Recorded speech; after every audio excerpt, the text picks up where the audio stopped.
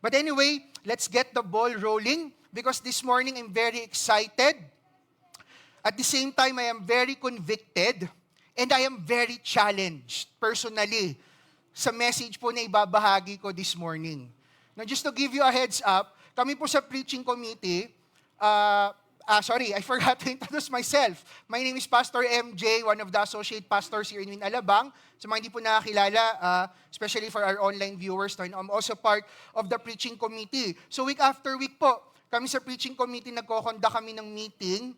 And then before magkakaroon ng start of a new series, what we do, kami po yung pumipili ng topics, no? Topics that are, close to our hearts. So that when we preach the word, syempre, may ano rin sa amin, no? Meron ding added burden to share the word. When I saw this topic, I was really excited. Sabi ko talaga, dibs na dyan sa topic na yan.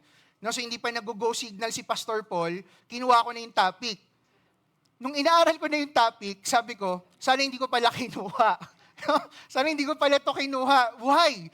Kasi ang sabi sa Bible, lahat po tayo are obliged, we are accountable to follow the Word of God. Amen po ba? But, if you are called in a preaching ministry, you are twice accountable. No? Sino pang gusto mag-preach dito? Di ba? That's the reality. All of us followers of God, all of us who are genuinely desiring to follow God, no questions asked, we have to follow the Word. Amen? We have to follow the Word, we have to follow the Word in its truest context. Hindi po tayo dapat malilihis. And whatever God means through His Word, we have to apply in our lives. Now, if all of us are accountable to follow the Word, kami pong mga preachers, mas accountable po kami. Kaya nung inaaral ko na yung topic, sabi ko, sana hindi ko kinuha to. No, sana hindi ko to kinuha. Kasi it's very challenging, it's very compelling. And when I was studying this topic, ang daming beses, I was asking myself, am I this kind of a Christian? More so, I will preach the word to this church and encourage everyone that we really allow our desire for God overwhelm us and compel us so that each and every time we are facing the challenge to follow the Word, because of our love for God, we will follow His Word. For the past 3 weeks, we have been undergoing a series we entitled Extra Mile, no? And for this series, kung medyo tayo po, if we are following the series and we are really trying our best to put into application whatever is being preached here Sunday after Sunday, I know na si-stretch na po talaga tayo. Tama po ba? And that's a good thing. That's a good thing. Alam niyo po, walang muscle ang lumalaki nang hindi na si-stretch. Amen? Pag hindi muscle ang in-stretch mo, iba yung lalaki. Tama? Ayaw natin yan, di ba? So for us to become stronger, requirement po talaga sa atin to be stretched. Sabihin nyo nga po, stretched. Ayan, no? So every time na parang nagiging mahirap to follow the Word of God, at least hindi na po tayo magugulat. Amen po ba? Because we are in a journey of allowing God to transform our lives so that we can be more aligned with Him. That's the whole purpose of our series, Extra Mile. And for this Sunday, for this day particularly, let me share with you, how do we apply the principle of extra mile when it comes to love? Love nowadays, in my opinion, in my observation, has been a word that is very, nabaluktot na. No, nabubulol ako sa English nung baluktot eh. It's very perverse. Tama, no? It's very perverse na. I am not against us loving ourselves. But the Word of God says that too much love of oneself is a sign of us being further and further away from God. But the Bible did not also say na pabayaan natin yung mga sarili natin. Amen po ba? In fact, ang dami nating mababasa sa Bible. Gusto niyo ng best self-care tips? Magbasa po kayo ng Bible. Di ba? Sa Old Testament pala, ang dami doon ng mga wag mong kakainin eh. Those are self-care tips. Tama po ba? Kasi pag pumunta ka sa doktor, babawalan ka rin naman kumain ng mga yon. Tama? So if you want to have, the best self-care tip, magbasa po tayo ng Bible. But if we can observe nowadays, the way this world present this word love, it's very perverse. So much so that it justifies people committing things that are against the word of God. Bakit daw? In the name of love. And if you try to correct people, it will equate to you not loving them. Tama po ba? Now, I'm not, hindi ko naman din sinasabi na lahat ng ginagawa natin as a Christian in correcting people ay tama. There are things we need to, to adjust so that we can really connect to people. But the point I'm trying to make here is, it is so bothering because those concepts from this world are slowly creeping inside many churches. Without any bias, I still praise God because somehow, at least dito po sa atin sa Win Alabang, and I can confidently say, in Win Bacolod, and in many Win churches, hindi pa nakakapasok ng matindihan. Amen po ba? But we have to understand that the kingdom of God is not just Win. Amen?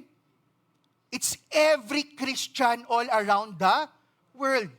So if there are Christians being affected by this concept, it is our concern. Amen po ba? And today, let us talk about ano ba yung sinasabi talaga ng Bible when it comes to love. Now, the world, as I have mentioned earlier, has been feeding us so much with the concept of self-love. So much so that when people, offended us, we justify it as if they are not loving us. Ano ang danger pag papasok yan sa church? In the moment that we need to be corrected, you know what, brothers and sisters, loving our brethren in faith comes along with our desire that none of us will stray away. Amen po ba? And if we will try to prevent each and every one of us to stray away, corrections will follow. Pagka may hindi tama. Amen po ba? Ngayon, kung susundin po natin ang prinsipyo ng mundo, that is not love. So ano ba talaga ang sinasabi ng Bible when it comes to love? How do we love? How should we really love? How would we compare it to what this world is trying to present to us? At kung this morning po, mako-convict tayo at mako-correct tayo, praise God. It's not my intention to belittle anybody here. It's my desire that what God wants for us, yun po ang ating maisapa, muhay. Because that's my only security that at least in this flock, people will be victorious in your walk in the Lord. Sige po, let's pray. Lord, this morning I just submit myself to you, Father.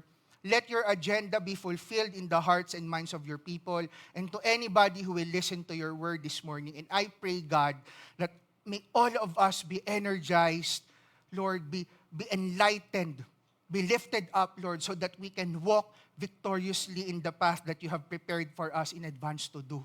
So that, Lord, as we journey in this life, we will carry the banner of your kingdom and we will desire for your kingdom to be known in this world through our lives. Maraming pong salamat. Open the hearts and minds of your people, Lord. Let us receive the blessing of your word. In Jesus' name we pray. Amen. Pasensya na, medyo mabigat yung natin, yung pasimula natin. But I just want us to feel the weight of this message. Kasi ang pinagpe-pray ko talaga sa Panginoon is lahat tayo be compelled to really live out what we will be hearing this morning. Now, if makikinig tayo sa maraming preachers, the difference of what the world is teaching and what the church of God is trying to teach us is that when it comes to love, our love must be completely selfless. Basahin nga na po natin ng sabay-sabay, 1, 2, 3, go. Ayun, so doon pa lang mag-aaway na talaga tayo ng mundo eh. Tama po ba? Baka may magalit nga rin sa akin eh. But it's my prayer that the Lord will speak to our hearts. If we read the Bible, if we observe what the disciples have done, if we will really study the life of Jesus Christ, if we are really to follow in His footsteps, lagi nating makikita that the love of Christ, ano yung isang madidescribe nating word sa pag-ibig niya? Selfless. It's very opposite to what this world is teaching. But, it's very important for us to also understand what does the Bible really mean of selfless love. Kasi baka mamaya, akala natin selfless yung loving natin, yun pala, hindi. Let me give you an example. When I was still working as a corporate man, willing ako to sacrifice everything that the job requires. Sino makaka-relate po dito? Diba? Sleepless nights. Tama? Lulunukin mo yung insults ng mga higher management if you mess things up. Kailangan lunukin mo yun. Or else, matatanggal ka sa trabaho. And then, sabi ko sa sarili ko, okay lang, I'm a Christian. I have to love these people. I have to love my job. I will do these sacrifices. Selfless love. But at the end of the day, the very reason I'm doing those things is for what? For my job. For me to be promoted. For me to get the commission. So, ibig po sabihin, all those sacrifices boils down to me benefiting from it. Masama po ba yun? Hindi naman, no? Kasi dapat lang sa trabaho, galingan mo. Pero, dahil nga may hint na ang habol mo pa rin is your benefit, it will not qualify to a selfless love. Are you with me? Self-motivation, no? Yeah. Kasi gusto mo ma-reach yung goal mo. But when you're talking about selfless love, hindi pa rin. When I was a young minister in this church as a youth leader, I really tried my best to push my co-leaders na maging excellent kami sa youth ministry. Week after week, nagmi-meeting kami. Week after week, nag-evaluation kami. Week after week, binabantayan ko rin yung mga ginagawa nila. No, to make sure, sabi ko, kailangan, I have to make all of these sacrifices para ma-ensure ko that these young people will follow the Lord. But when I am not being recognized for my efforts, it really broke my heart. So looking back, sabi ko, baka ginagawa ko yung mga sacrifices not for them. It's for me. And I am just using, I almost lost friends. Praise God, I was corrected. Now, I'm just sharing these things to us kasi during those times, ang iniisip ko talaga at nararamdaman ko talaga, I'm doing things out of selfless love. But when my back hit against the wall and I am going to lose something, ayawan na. That was me. And if we are, nakaka-relate, then listen carefully to what the Word will preach to us this morning. Because this is a very vital trait that all of us must carry. How does it look like to truly love selflessly? So, Pastor MJ, if the sacrifices we are doing for the people we love, for the ministry I love, and for the church that I love, pwede palang hindi siya enough, how does it look like? Ano ba itsura talaga nun? And how do we really do it? One important question we need to answer is this, because this is what I believe differentiates the biblical love from worldly love. What is the goal of Christ's selfless love? When all is said and done, ano po ba talaga yung habol-habol natin when we are showing this quote-unquote selfless loving? Because if we want to align ourselves with the Word of God, we have to make sure that the expression of our love must be aligned sa goal ni Jesus Christ. Are you with me? So yun po yung pag-aaralan natin this morning. How does it look like and what was the goal? So the title of my preaching this morning is The Love We Don't Love. Kasi mga kapatid, upunahan ko na kayo. If we are going to seriously exercise apply and follow what Christ said about loving, it will take us doing things we do not want. Our flesh will go against it. Our instincts will tell us no. So by default, the love that Christ wants us to do is the kind of love we don't love to do. But it's my hope and prayer that our desire for the Lord will outshadow every desires we have in our hearts, so that we as people of God will be victorious in following Him. So the scripture I'll be sharing to you this morning will be coming from the book of John. Konting background lang po, the author is obviously si John. The audience is primarily the Jewish believers. And the aim was to present Jesus as the Word, the Messiah, and the incarnate eternal Son of God.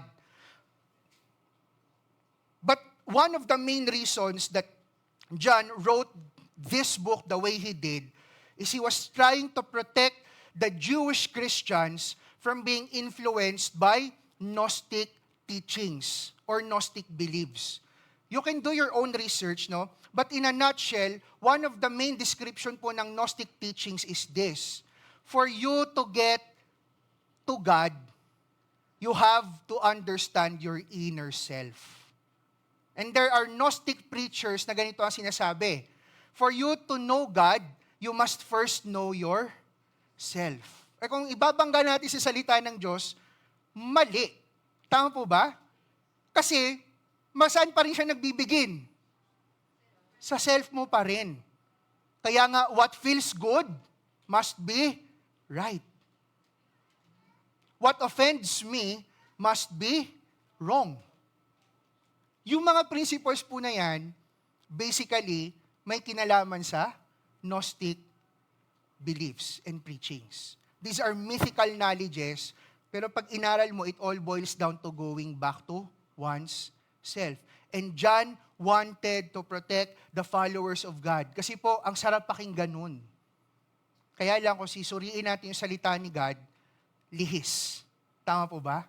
So that was the aim of the book of John. So let's start. Let me begin by sharing this verse. Ang sabi sa John 13 verse 34, basahin natin ang sabay-sabay. 1, 2, 3, go. A new commandment I give to you, that you love one another. Just as I have loved you, you also are to love one another. This is not a new verse. Nung binasa ko to, actually kaya ako pinili yung topic kasi na-excite ako dyan. Pero nung inaral ko siya, grabe pala yung requirement niyan. I'll read it again. A new commandment I give to you, Jesus said, that you love one another. Just as I have loved you, you also are to love one another. Now, bakit ginamit ni Jesus dyan yung word na new commandment? No? For those who are not very familiar with the Bible, kaya sinabi ni Jesus na new commandment, He's not trying to replace an old commandment. He's not saying na yung old commandment, itapon na. Ano ba yung old commandment? Ito yon. Matthew 22 verses 37 to 39. And He said to him, you shall love the Lord your God with all your heart, with all your soul, and with all your mind. Verse 38, this is the great and first commandment. And a second is like it. Basahin nga po natin. 1, 2, 3, go. You shall love your neighbor as yourself. So dati, ang requirement for you to love other people is how you want to love yourself. So kung ayaw mong saktan ka, wag kang manakit. Kung ayaw mong lamangan ka, wag kang lalamang. How you want people to treat you, that's how you treat other people. That's perfectly good. Walang mas... Yun nga lang ngayon, new kind na siya. Mas high-tech na. But cellphone is still a cellphone. Are you with me? Now, yung sa John 13:34, it is still loving other people. So walang binago doon si Jesus. Ano lang yung binago niya? It's a new kind of love. It's no longer how you want to be loved. Now, it's how Christ loved you. Loved us. But don't worry, hindi po ibig sabihin nun, magpapapako rin tayo sa cross. Okay po ba? No, kasi yun ang image ng love ni Christ eh. Magpapapako sa cross. Brothers and sisters, pointless yun. No? Kasi walang mangyayari doon. So kung hindi pala yun, pastor, ano? The question is, how do we love others? How do we love one another as Christ loved us? Paano ba napunta dyan yung usapan? And this is a very, very compelling verse, how it was built up. Alam niyo po ako, I for one, sino po mahilig dito sa mga series sa Netflix? Walang mahilig? Ako lang. Kakaya, no? Sorry Sorry naman po sa church. No? Sino yung mahilig? O sige, ayaw niyo umamin eh. O sige, ako na lang talaga mahilig. No? Mahilig po ako sa mga saga. Pag sinabi nating saga, yan yung mga movies na maraming parts. No? Bakit ako mahilig sa mga saga? Kasi pag maganda yung build-up, kung paano siya binild up sa part 1, tapos paano yun magmi-make sense sa last part. Sobrang sarap sa feeling. No, sobrang sarap sa feeling nun. At aminin nyo man o hindi, kaya tayo nahuhook sa mga series, kasi ganun din. Kailan ba sila magkakatuluyan? Kailan ba mahuhuli yung tunay na pumatay? Sino ba talaga yung tunay na pumatay? Sino si Blackfeather? Walang nakaka-relate. Nahiya naman ako doon. No? But anyway, this verse, sobrang ganda ng build-up. So journey with me, no? Paano ba nasabi yan? How did it come to a point that Christ said, a new commandment I give you. Just as I have loved you, love one another. The standard Christ introduced in loving others is, love as He loved us. Now, yun na po ang standard. Loving as Christ loved us, yun, the questions we will answer. How does it look like? What is the goal? Question number 2, that's very important. Hear me out. The question number 2, the goal of Christ's love, it's very important. Kasi po ito yung magkikip sa atin in the right track. After this preaching, if we will apply this word in our lives, if there's one thing I want us to remember, every time may gagawin tayo for others, sagutin natin yung question number 2. Is my goal aligned to the goal of Christ? Are you with me? Sige po, let's continue.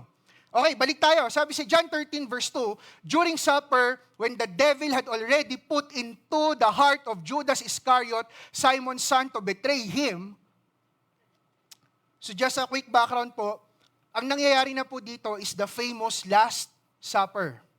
So this was the Last Supper before Christ was arrested to be crucified in the cross. Now, John 13 verse 2, sinasabi dyan, during that time, si Judas daw, sinapian na daw ng masamang espiritu. But not literally. No? Sinasabi lang, si Judas dito has already succumbed to his sinful desires. Hindi lang po na-mention siya dyan, pero pagbabasahin natin sa Luke 22 verse 3, bago tong senaryo na to, kinausap na ni Judas ang mga Pharisee. So sambuatan na siya kung paano tatraydorin si Jesus. Now, during the Last Supper, ganun yung state ng heart ni Judas. He was so ready to betray Jesus Christ. Verse 3, Jesus, knowing that the Father had given all things into His hands, and that He had come from God and was going back to God, anong ginawa niya? Rose from supper, He laid aside His outer garments, and taking a towel, tied it around His waist. When Jesus was doing when Jesus was about to do what He will be doing sa next na babasahin natin, ano yung sabi sa verse 3? Alam na ni Jesus, He has the full knowledge already of who He is, what He will do for this world, and that He was going back to God. This is a very important verse that was mentioned. Why? Because this is showing to us that Jesus, with all clarity of who He is as the Son of God, ito ang ginawa niya. He took off His garments, kumuha siya ng basahan, tinali niya sa bewang niya. Verse 5, then He poured water into a basin and began to do what? To wash the disciples' feet and to wipe them with the towel that was wrapped around Him. Just to share with you, minsan po si Karen, no, my wife loves me so much, I know that. Walang makakapagbago ng isip ko noon. Through thick and thin, no? Baliktad nga sa amin Sa akin through thin to thick, no? The love did not change. But if there's one thing that always, triggers my wife is this. If I am wearing my driving slippers inside our room. Bakit? Because it smells awful talaga. Mahilig po ako sa blue cheese pero ayoko ng amoy. No, kasi yung material ng driving slippers ko is very rubbery. Pag nabasa yun, di ba, ang baho? Ang baho talaga. Naamoy ko rin naman Kaya ko lang tiisin, no? Yung wife ko hindi kayang tiisin nyo. Talagang, halos susunogin niya yung tsinelas na yun Tapos nung binasa ko to, yun nga, nakamedyas pa ako nun Tapos hindi naman madumi yung pa ako nun Bumaho pa din. If you will go back to their time, wala po silang charcoal socks. Wala po silang ini-spray na foot deodorizer. Tama ba? And just imagine kung may maapakan silang bomba. No? You know what I mean? Kung paano yun gagawin do. No? Lakad-lakad lang yan What did Jesus do? He began to wash His disciples' feet. Ilang pares yun? 12. Ilang pirasong paa yun? 24. Imagine that. And during that time, ang gumagawa lang nun, gagawin lang yun ng someone na mas mababa in society. Are you with me? Pag ikaw amo, hindi mo hugasan yung paa ng servant mo. Yung servant mo, hugasan niya yung paa mo. Tama? Balikan natin yung verse 3. I just really want to emphasize this. Jesus, knowing that the Father had given all things into His hands, and that He had come from God and was going back to God, what did He do? He washed the disciples' feet. Na-imagine ko yung paan ng mga disciples nun. Wala pa pong foot spa. That is the kind of love Jesus Christ was showing. Let's continue.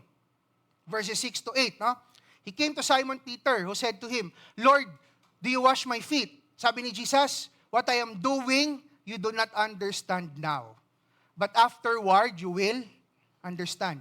Kasi bagong-bago yung concept po na to sa kanila Bagong-bago. Sabi ni Jesus, hayaan mo lang, mamaya maintindihan mo rin. Sabi sa verse 8, Peter said to Him, you shall never wash my feet. Anong sagot ni Jesus? If I do not wash you, you have no share with me. It's like Jesus Christ was saying, if you belong to me, this is who I am to you. Sa mga tao po na wala pang clarity of your relationship with Christ, let me just give you a glimpse. This is the Christ we are serving. Let's continue. Sabi ni Simon Peter, ganun ba Lord? O sige, not my feet only, but also my hands and my head. No? Abusado din no? Paalang, gusto paliguan Ang sagot ni Jesus, the one who has bathed does not need to wash except for his feet, but is completely clean. Nabigyan ko lang ng konting context po ito. Jesus was giving a foresight of what is about to happen. Kasi po, bago gawin ni Jesus yung ginawa niya sa cross, sa mga nag-OIA na at matagal na sa atin sa simbahan, when there was no crucifixion yet, pag nagkakasala sila, what do they have to do? Offer burnt offerings, di ba? Talagang to cleanse their whole being, if not, wala. Sinasabi ni Jesus, after tonight, hindi na ninyo kailangan gawin yun. Washing of your feet is already enough.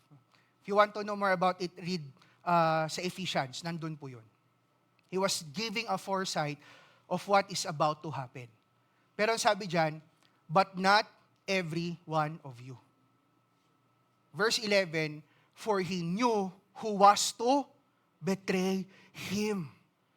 That is why He said, not all of you are clean. But if we will go back a few verses, sino po yung mga hinugasan ni Jesus ng paa? Lahat. Hindi yung 10 lang, hindi yung 11 lang. It was everyone.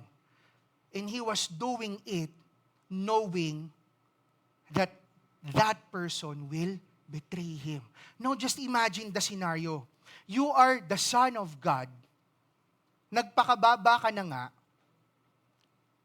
Hinugasan mo pa yung paa nun, taong alam mo, tatraydorin ka.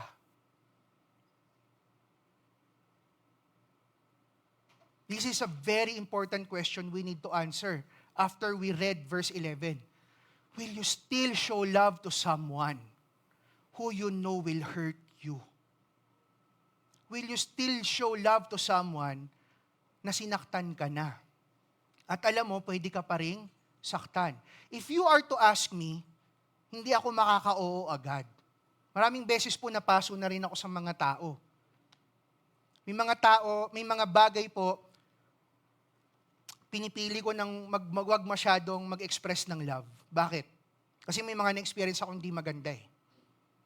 But when I read this, I was really convicted. Why? Jesus knew whose feet He was washing. It was that person who's going to betray Him. This is a very important question I want us to ask ourselves. Honestly, will you show someone love even though you know they will hurt you? Even though you know lalamangan ka niyan. Lolokohin ka lang niyan. Pastor, pag tinulungan natin yan, aabusuhin tayo. Will we still show love? Let's continue. Sabi sa verse 12, when He had washed their feet and put on His outer garments and resumed His place, He said to them, do you understand what I have done to you? Verse 13, you call me Lord and teacher, and you are right, for so I am. If then, your Lord and teacher have washed your feet, ano yung sabi ni Jesus? Naging cloud si Jesus, no? Then sabi niya dyan, you also ought to wash one another's feet. And not only the feet of people who you like. Not only the feet of people who did you a favor. Whose feet? Everyone's feet. Sabi ko, Lord, pag preach ko to, wala nang atrasan. But that's what your word says. Who am I not to share this to your people? If this is what you want. Definitely this is what Christ wants. If you call me Lord and teacher, you are right. So if you call me Lord and teacher and I have washed your feet, you also ought to wash one another's feet. But hear me out, brothers and sisters. Imagine if we apply this principle, kahit sa atin na lang po muna, as one church. Imagine if even though there were hurts and pains we have experienced from one another, we will still choose to follow God because we love Him. Imagine what kind of church will this become. Imagine what heights we can reach for the glory of God. Nung babaliktarin ko yung question, imagine if we will resist to obey this word. Can you imagine what this church will become? So let us choose. What kind of church do we want this to become? As much as I want us to be aligned with the Word of God, it will take all of us to follow it. Hindi po ako nandito preaching this word because I am the best person doing this. No. Kung pwede nga lang, wag na ako yung nag-preach eh. But it is my calling, it is my assignment from the Lord. And what He is saying to us is that as one church, we are to wash one another's feet. I believe that will be the beginning of a truly selfless love. May mga nakasakit po sa akin, pero may mga nasaktan din ako. All of us have the same experiences. Amen? At one point, nasaktan tayo, but I'm sure at one point, nakasakit din tayo. What does the Word of God is telling us? Wash one another's feet. When we treat one another, hubarin na po natin yung ating image of gods and goddesses. No, I'm just kidding. No? I, for one, as a pastor, I am very grateful to this church for your support. But when I am dealing with you, I'm dealing with you not out of my position, but as your brother. I'm going to be honest, sometimes it's very difficult to serve. Especially when I'm hurting, when we're hurting. Amen po ba? Diyan di ba? Diyan minsan pumapasok eh. Hindi nga nila naintindihan yung pinagdadaanan ko eh. Tapos gusto nila mag-serve pa ako. And I'm sure hindi lang po pastor yung guilty doon. Bakit? Hindi pa po ako pastor, nafe-feel ko na yun eh. Tama? Hindi naman nag-start ma-feel yun nung pastor na ako eh. No. When I began ministering to the church, kahit di pa po ako pastor, nafe-feel ko na yun. Obligahin pa ako, hindi nyo nga ako naiintindihan. So I have all the right to leave you. I have all the right to quit. Your feelings are valid. That's how you feel eh. Amen po ba? Wala naman makakapagsabi, wag mo mafe-feel yan. Nafe-feel mo yan eh. But what we are accountable of is the action we will do from it. Amen? Because you have the choice. We have the choice. We can feel whatever you want to feel. And sometimes hindi natin yung mapipigilan. Tama po ba? Pero, makokontrol natin what we will do next. Amen? Nagalit ka, walang makakapigil sa inyo. Nagalit ka eh. Pero yung sisigaw ka, ginawa mo yun. Amen po ba? Na-offend ka eh. Baka na-offend kayo sa amin. I cannot take it from you. Eh baka may nasabi talaga kami na offensive.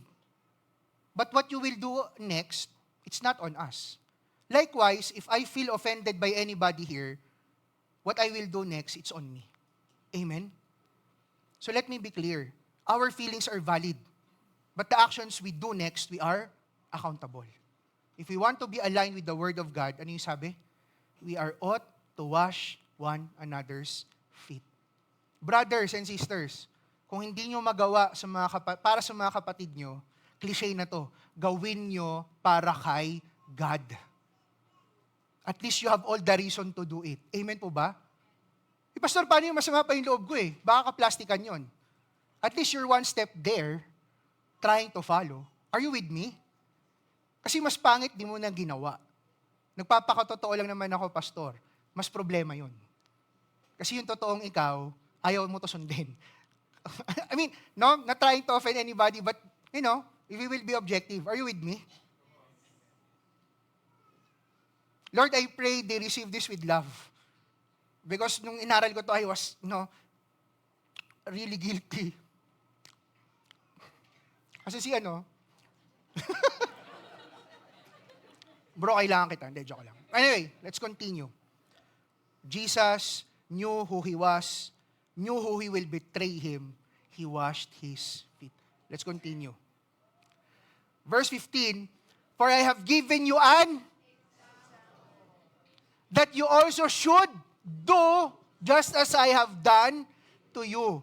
Brothers and sisters, hindi po ang mga pastor ang nag-uubligang gawin nyo yan. Lahat tayo, who wants to follow God, ano yung sabi ni Jesus? I've given you an example that you also should do just as I have done to you. If Christ showed love to His disciples, who are basically in position mas mababa sa Kanya, more so, He did it to someone who will betray Him. Ano yung sinasabi ni Jesus? You should do as I have done to you. You know what, church? I'm really excited if we will really take at heart this extra mile of love. I'm really excited what this church will become. A church that boggles the world. What kind of love is happening there? We don't need to defend what we believe in. We just need to show it to them. So that when they're intrigued, they will ask, anong meron dyan? Anong meron dyan? Eh di ba inano ka nun? Ba't okay kayo? Anong meron dyan? That's the goal. Let's continue. Truly, truly, I say to you, a servant is not greater than his master, nor is a messenger than the one who sent him. If you know these things, blessed are you if you do them. Ano yung sabi sa Matthew 5 verse 3? Blessed are the poor in spirit, for theirs is the kingdom of heaven. Poor in spirit, hindi po ibig sabihin nun yung nagpapakalugmok sa kahirapan. Pag sinabi pong poor in spirit, someone who is humble, fully surrendered to God, even at the cost of himself. This answers the question, Pastor, what's in it for me? Pastor, di ba ako sobrang lugi? Inagrabyado na nga ako, mamahalin ko pa. Lugi. Brother and sister, lugi ka kung ang perspective mo, what you will get out of that person. Lugi ka talaga. Tama ba? Lugi. But if we shift our perspective to what God promises, blessed are you if you do them, blessed are the poor in spirit, for yours is the kingdom of heaven. Tatanungin ko kayo ulit, bilang mga Kristiyano na sumusunod sa Panginoon, lugi ka ba? Because if you do this, if you follow God, yours is the kingdom of heaven. You might lose some respect of some people. Some people might insult you. Some people might think lowly of you. But when all is said and done, if you follow God, yours is the kingdom of heaven. How does it compare to the respect of people? How does it compare to the perception of people towards you? If at the end, yours is the kingdom of heaven. I hope we are realizing sometimes kung ano yung pinagpapalit natin.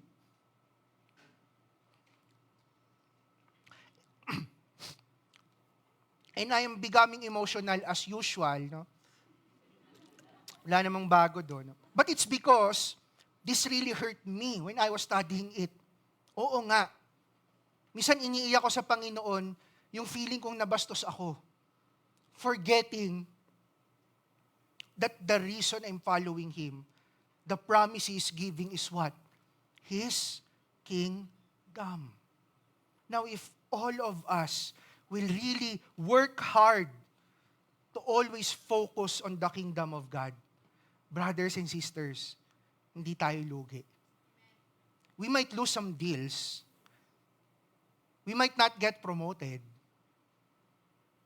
But yours is the kingdom of heaven. And people will see it in your lives. You're joyful still. You are loving still. And they will not understand it. Why? Because you are with God already. At pag sinabi nyo, because of God, that will make sense to them. Kasi finigure out na nila, ano bang meron? Ginawa na namin lahat, sinabi na namin lahat, anong meron sa'yo? Si God. Ano ba yan? Sama ka sa akin. Promise, sasama yan. Gulong-gulo siya eh. Amen? So if I may, let us stop defending ourselves. Let us stop, trying to protect our image at times. Let's put in our hearts as followers of God, we are carrying the banner of His kingdom. Why? Because one day we will go there. And that is what we ought to share to this world. How to get there. Amen? Let's continue. Blessed, nilagay ko pala dyan. Blessed are the poor in spirit, for theirs is the kingdom of heaven. Verse 18, I am not speaking of all of you. Ayan na naman, may pinatatamaan na si Jesus. I know whom I have chosen, but the scripture will be fulfilled. He who ate my bread, sorry for the typo, has lifted his heel against me. I am telling you this now, before it takes place, that when it does take place, you may believe that I am He. Verse 20, truly, truly, I say to you, whoever receives the one I send receives me, and whoever receives me, receives the one who sent me. What was the goal of Christ's love? This is a very important question I want us to be resolved. Why? Kanina sinasabi natin, no, there are times akala natin selfless love, yun pala hindi. Bakit? Kasi it all boils down to what we will benefit. If we will observe what Christ did, what did He benefit from doing what He did? More so, will He be able to benefit anything more than what He already have? He's already the Son of God. Amen po ba? Minsan nakakalimutan natin yun eh. When Jesus did everything He did, there's nothing this world can give Him back anymore. And who was the recipient of what He did? This world. He did something to someone that has nothing to give Him back. Bakit? He have everything already. So what was the goal? The goal of Christ loving us is not just for us to love Him back because He needs it. The goal was, when we receive Him, we will receive God. And when we receive God, one day we will be there with Him for all eternity. That was the goal, brothers and sisters. That was Christ's goal. He loved us so that we will come to know Him, so that when we come to know Him, we will be in that state that we will surrender our lives to God for what? So that one day, we will be with Him. Bakit ko inuulit-ulit yun? Because as I have observed, many people ang ipinaglalaban what they will get out of anything and everything. And I am guilty of it. Human nature po yun eh. Tama po ba? Will you work for a company who will give you a lower salary? Ayaw mo. Masama ba yun? Hindi naman. But that's the human nature. Amen po ba? Oh, walang magre-resign dito kung maganda yung mga trabaho nyo, ha? Baka hindi yun ang application, ha? I'm just saying, that's the human nature. But as followers of God, what is Christ teaching us? That if we love people so not that they will love us back. Not that they will attend this church at ang dami-dami na natin. Hindi yun. Ano ang goal ng pag-ibig natin sa mga tao? So that they will receive the one who sent us, because if they receive the one who sent us, they will receive God. So kung malulugi tayo sa pagmamahal natin, kung madidisrespect tayo sa pagmamahal natin, kung akapalit nun yung tao, makikilala at susuko kay God, is it worth it? Worth it po yun if we choose to realign ourselves with our God. And it's my prayer that it will happen to me, it will happen to this church. Kasi po yung vision na nakalagay sa baba will only happen if we will decide to do extra mile in loving people. Ano yung extra mile, Pastor? Kahit wala nang bumalik sa akin, basta makapunta kay God yan. Kahit hindi niya nasabing nire-respeto niya ako, basta hindi yan umalis ng church, manatili yan kay God. Gagawin ko. Loving as Christ loved us. How does it look like? What is the goal? How does it look like? Christ loved us selflessly. He loved us completely. Completely, so much so that even at the state of being a sinner, He showed His love. Tayo po dito, mga kapatid, it's my prayer, even for me, huwag na nating hintay yung bumait yung mga kapatid natin bago natin mahalin. Dahil nandito yan, nilagayan ni God dito, ano ang gagawin natin? Mamahalin. Pero hindi po ito tolerate, ha? Mamahalin. Amen? Pag sinabi ko pong hindi ito tolerate, hindi po yun license to offend them when they did something wrong. But when they did something wrong, let's be there with that person. Akayin natin pabalik kay God. Huwag nating itulak palayo. Huwag tayong gagawa ng bagong GC na wala siya. Sa mga D-group, no? Yung isa sa mga D-group. No? Baka di group leader, gagawa na ng bagong GC. Wala yung isa. Bakit? Di mo sumusunod, pastor eh. No? Sa mga hawak ko po, wala akong ginanon, no? Wala pa naman, no? Naisip ko lang ngayon lang. Ha? May ganon ba? Oh, labas po ako doon, ha, kung may ganon, ha? But I hope we are getting the point. We love one another, not as they love us, but we will love one another as Christ loved us. Amen? Selflessly and completely. At ano ang goal? Ang goal is not to gain respect. Ang goal is not to gain influence. Ang goal is not to gain favor. What is the goal? That we may know God and His love for us. So that all of us will stay in the path of God. And one day, we will receive God's promise. Even if we love other people outside. We want them to be here. Yes, ang ganda tingnan, ang dami natin. But that's not the end goal. The end goal is that we will bring them to God. Through God's power, through the anointing of His Holy Spirit. Amen po ba? That's the goal. So next time na feeling natin lugi tayo pag nagmahal tayo, balikan natin to. Hindi naman goal na maka-gain tayo eh. Tama ba? Hindi naman goal na ma-reciprocate eh. Tama po ba? Ano ang goal? Madala ko to kay God. Amen? And if you are aligned in the will of God, anong promise sa Bible? God will give you everything you need when you need it so that you may be able to fulfill what He wants you to do. And if every day, ito ang iisipin natin, no? I remember in one of our D-group sessions, sabi ng isa naming kasama, I cannot imagine myself being unconsciously competent following the Word of God. Sabi ko, oo nga naman, kasi hindi natin nature yon.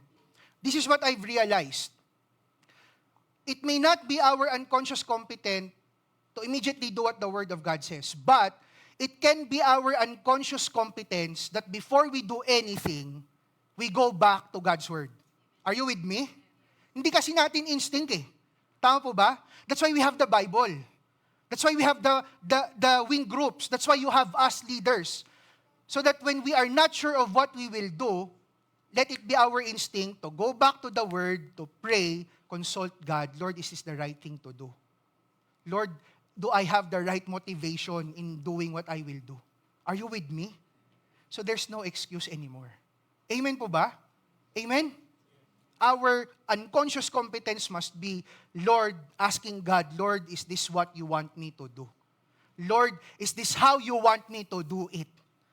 Lord, do you want me to stop doing this? What does your word says? At marami po tayong na-train dito sa OIA, ng mga D-group leaders. Pwede kayo lumapit sa kanila. Pwede kayo lumapit sa amin. Let's help one another. Are you with me? Let's eliminate those excuses. Let it be our goal to follow God. Amen? Now, here's the verse I want to share before I end. Because I believe this is something na we can do. Of course, with the help of God. How was Christ able to do that? Yung shinare ko po kanina, from verse 2. Kung babalik tayo one verse earlier, ito yung sinasabi dyan. Now, before the feast of the Passover, when Jesus knew that His hour had come to depart out of this world to the Father. So, before everything else happened, Jesus knew mamamatay na siya. Are you with me? Before He washed those feet, even the one who will betray Him, He already knew this is one of the last things I will do in this world. Ano yung ginawa niya? Having loved His own who were in the world, He loved them to the end. Before meeting them, before talking to them, He already made a decision in His heart that I will love them to the end.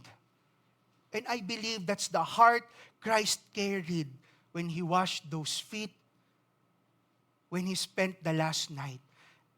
This is a very, nung present ko po to sa preaching ko, one of the teammates there asked, kung tayo ba alam natin, huling sandali na natin sa mundo, anong huli natin gagawin? Maghuhugas ba tayo ng paa? Are you with me? If we know na bukas, babalik na tayo kay God, anong huling gagawin natin? Honestly, ako po, baka ibenta ko lahat para makapunta ako ng Maldives. Honestly speaking, at least pa lang, bago pumunta ng heaven, nakapunta akong Maldives. Benta ko na lahat. Ba't bibenta mo lahat, Pastor? Wala naman na ako bukas eh. Di ba? Hindi ko na problema yon. Pero kung babalikan natin si Jesus, what did He do in His last moments? To the end, He showed love. And before everything else, He already decided in His heart that I will show love. Now, how can we do it? Here's my tip. Every morning before we start our day, nagdi-devotion naman na tayo. Let's ask God, Lord, help me today because I want to love as you have loved me. Lord, I don't know who I will face. I don't know what people will do to me today. I don't know if people will be honest with me today. I don't know if people, will betray me or not. But one thing I know, you want me to love them as you have loved me. So Lord, before I start anything else today, Father, help me. Be with me so that I will be able to love them as you have loved me. And let it meditate in our hearts and in our minds. Before we face people, before we deal with people, let's make a decision. Lord, I want to follow you in loving them as you have loved me. And it's my prayer that we will experience the transformation in our lives, the vibrance in our lives. No, nothing this world can do to put us down. Why? Because our goal is to follow God. Our goal is not to gain from people, but to bring them to God. At sa huli, kung yun lang ang mangyayari, it's worth it. Amen? It is worth it. Balikan natin. No? A new commandment I give to you, that you love one another just as I have loved you. Completely, selflessly, with the goal to connect people back to God. Pastor, inaway ako niyan eh. I let the word speak to you. What is the goal? Bring them to God. Pastor, manloloko yan eh. What is the goal? Bring them to God. Everything else, si Lord nang bahala sa atin. Amen po ba? Hindi ko po kasi masasabing sagot ko kayo eh. Yung sarili ko nga, nahihirapan ako sagutin eh. Are you with me? One thing I know, the Bible says, sagot tayo nino? Ni God. Amen? Mahirap ba? Mahirap. Kaya nga po hindi natin gagawin ng mag-isa. Amen po ba? That's why this church is putting all effort for us to have fellowships, meaningful fellowships, spirit-filled fellowships. Kaya po nag-allocate talaga tayo ng time to meet your small groups. Because none of us can do this alone. We can only do this together. Amen? So let's do this together. Let's do this for God. Let's do this with God. Amen? As I end, this is what I want to leave to us. We respond to Christ's love by loving as Christ loved. Ulitin ko po. Sa atin po na nakaranas na ng pag-ibig ni Kristo, this is how we will respond to His love. By paying it forward. By loving others as He had loved us. And when things get heavy, when things get messy, here's my encouragement. You have God and you have this church. Amen? You have the Lord with you and you have these people with you. So if I may, you look to the people to your left, to your right. Those are the people who will journey with you as you follow the Lord. Amen po ba? Mamaya buksan niyo yung GCs niyo sa D-group niyo. Isa-isahin niyo yung mga pangalan doon. Those are the people who will journey with you. Sa ayaw niyo at sa gusto. You need them and they need you. We as pastors, we can only do so much. Our love is limited. We only rely on God's love for us so we can love you the way Christ loved us. So we can lead you the way Christ lead us. So that all together we can fulfill the will of God. So I just want to leave these questions. No, we can discuss with our D groups. But I want us to ask ourselves, how can we realign our love for others the way Christ loved us? Tayo, ano yung gagawin natin? Every day. So that every day, nare-realign tayo sa pagmamahal ni Kristo. Number 2, how would our love change if we focus on the goal of Christ's love? This is a very good exercise. No? Magkaroon tayo ng imagination. I-simulate natin. If ba magmahal ako the way Christ loved me, ano kayang pwedeng mangyari? What could change in my family? What could change in my ministry? What could change in my work? What could change in my relationship with God? Then number 3, how can you sustain yourselves in loving others this way? Bigyan ko na kayo ng clue, spiritual disciplines. Read the Bible, meditate the Word, have meaningful fellowships with us. We have Soakers Night, no? Let's enjoy the Holy Spirit. We have Night of Prayer. You come here with a heavy heart, go here. We will pray for you. We will pray for the things you cannot speak. If we just want to cry, we will cry with you. But together, we will stay in line with God. Amen po ba? So again, no? A new commandment I give to you, that you love one another. Just as I have loved you, you also are to love one another. Sige po, let's pray. Lord, thank you for your word. This is a very impactful message, Father, a very compelling message. It's convicting our hearts. Lord, there's nothing more we can do but just to surrender to you, God. Let our desire for you be stronger than anything else. And Lord, in times of fear, Lord, in times of worry, remind us, God, of what it is all for. It is so that one day we will be with you in your kingdom. And so that other people will be there too. Because that is your joy. Remind us, Lord, of your love. When it's difficult for us to love other people. When it's difficult for us to even love ourselves, Lord. Remind us how you loved us. So that our source will always be you and you alone. Continually guide this church, Lord. All the leaders, all the members. Lord, our positions in this church are nothing more than just responsibilities from you. It has nothing to do with how we relate with one another, Father. Kung kayo, Panginoon, nagpakumbaba for us, teach us to be humble towards one another. How you are patient with us, Lord, help us to be patient with one another. Jesus, how you have served us selflessly and completely, help us, Lord, to serve one another selflessly and completely. And Lord, in times that we feel nalugi kami, Panginoon, remind us what is the goal so that we will be reminded of how worth it is to serve you, God. Bless this church. We also pray for our brothers and sisters in Winbaco, Lord. Bless them as well, Lord God. As they carry this message back there, let it be a vibrant spirit over them and over us. Across all Wind churches, and not only in Wind churches, Father, across everyone who serves you, those who are watching us online. Remind us, Lord, to love as you have loved us. And let our inspiration be you and you alone, Lord God. So that this world will see you through our lives and through this church. We lift up our lives to you, Lord, with full surrender. And starting this week, God, this is how we will love as you have loved us. Maraming pong salamat. Samahan niyo po kami araw-araw ng inyong banal na Espiritu to empower us, Lord. We desperately need you. We desperately need one another. Again, Lord, we lift up to you all the praises and thanksgiving. In Jesus' mighty name we pray.